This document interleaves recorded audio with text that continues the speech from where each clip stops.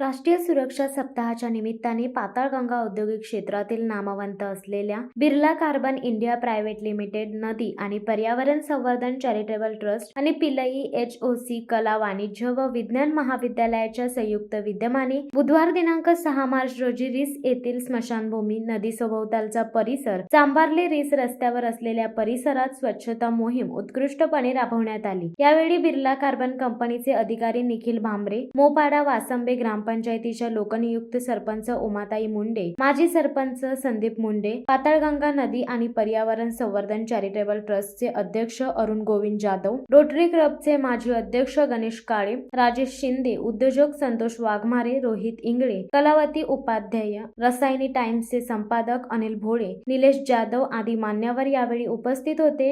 NSS camp मधील pillage महाविद्यालयातील जवळपास 50 विद्यार्थी आणि विद्यार्थिनींनी सहभाग घेत परिसरात स्वच्छता मोहीम उत्कृष्टपणे राबवल्याबद्दल विद्यार्थ्यांचे कौतुक होत आहे। या स्वच्छता मोहिमेत ग्रामपंचायतीचे कर्मचारी सहभागी झाले होते। शिवसत्ता टाइम्ससाठी आनंद पवार, रसायनी। दे धडक बेधडक वृत्त देणाऱ्या आपल्या शिवसत्ता टाइम्स न्यूज चॅनलला लाल बटन दाबून सबस्क्राईब करा आणि बेल आयकॉनला क्लिक करायला विसरू नका।